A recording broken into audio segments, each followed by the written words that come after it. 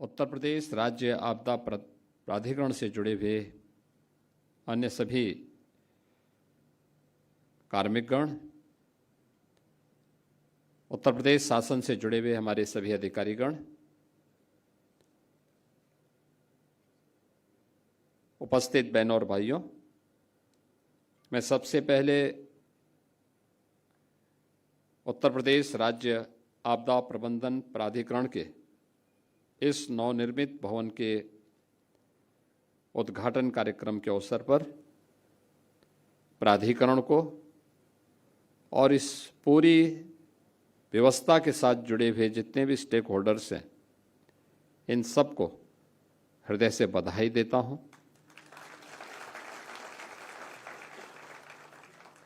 एक लंबे अंतराल के बाद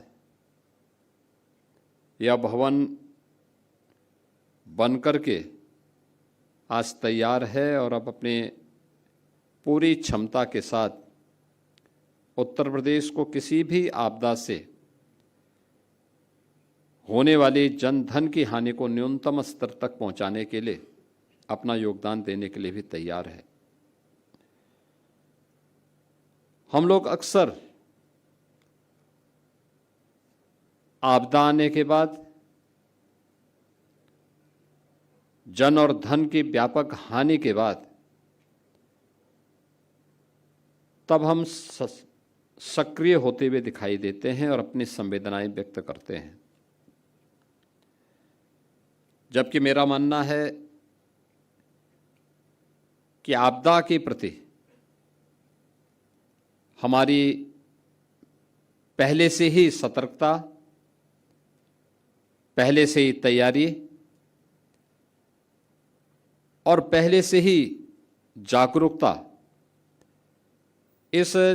जन और धन की हानि को न्यूनतम स्तर तक ला सकती है। और यह हम लोगों के दैनिक जीवन का हिस्सा भी होना चाहिए। स्कूली पाठ्यक्रम का हो या परिवारों के बीच में भी आपसी संवाद के माध्यम से भी इन सब बातों को बताए जाने की आवश्यकता है। हमें याद है बचपन में सामान्य स्कूली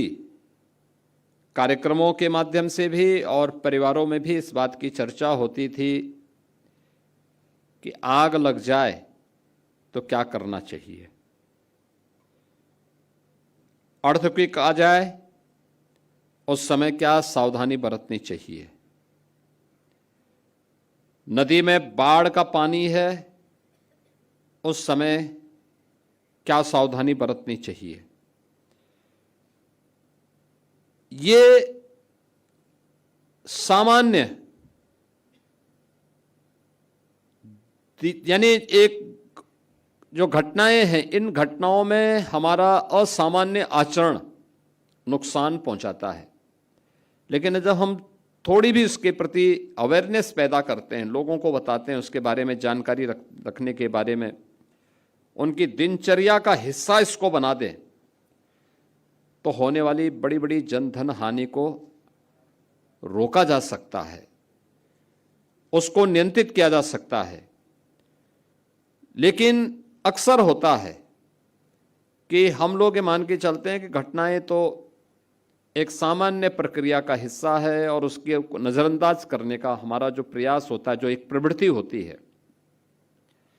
दूसरा, हमें मान के चलते हैं जब कोई व्यक्ति, क्योंकि मैं पिछले 3 वर्षों से लगातार, जब लेफ्टिनेंट जनरल शाही जी भी यहाँ पे थे तब भी मैं कहता था कि हमें ट्रेनिंग पे ध्यान देनी चाहिए। और इस बार हम लोग अभी 45,000 होमगार्ड भर्ती की प्रक्रिया को पूरा कर रहे हैं और मैंने अनिवार्य किया है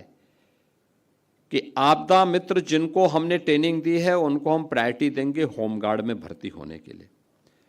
लेकिन साथ साथ ये भी अनिवार्य है कि जो होमगार्ड के स्वयंसेवक हैं उनको अनिवार्य रूप से हम लोग आपदा मित्र की ट्रेनिंग भी दें।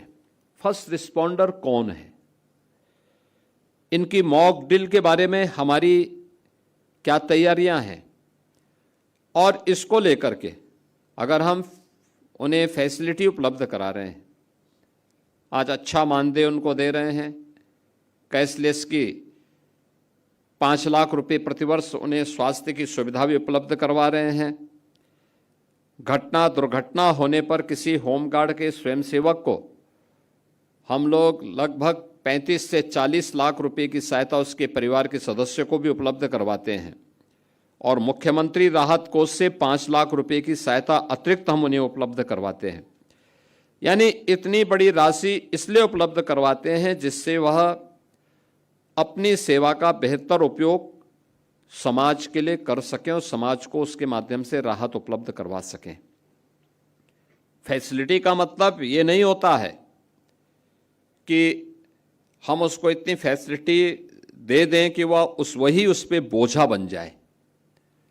या सिस्टम ही उसको बोझा मानने लग जाए। तो न हम उस पर बोझा बनने दें और न सिस्टम को उसे अपने ऊपर बोझा बनने देना चाहिए। इसके लिए आवश्यक है अवेयरनेस के कार्यक्रम हमारे ऐसे चलने चाहिए जिससे एक सामान्य व्यक्ति को भी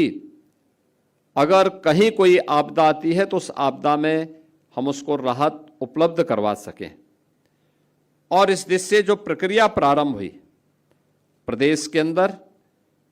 मेरा मानना है एक अच्छी शुरुआत है। हमेशा आपदा नहीं आएगी, लेकिन जब आपदा ना आए, शांति के समय में हम लोगों को स्वयं की ट्रेनिंग पर भी ध्यान देना होगा, लेकिन साथ साथ स्कूल कॉलेजेस में जाकर के अगर हम इसके बारे में भी कुछ लोगों को बता सकें, छात्रों को बता सकें, वहाँ के शिक्षकों को बता सकें। किसी रविवार के दिन जनपद स्तर पर प्रधानाचार्यों के सम्मेलन के माध्यम से भी उनको हम बता करके उन्हें इससे किसी भी आपदा से जुड़े हुए क्या क्या सावधानियां हैं, इन सावधानियों के बारे में अवगत करा सकें, तो मुझे लगता है कि देश की बहुत बड़ी सेवा ये हो सकती है। आपदाएं कई प्रकार की होंगी। एक प्रकार की प्राकृतिक आपदा वह है, बाढ़ है,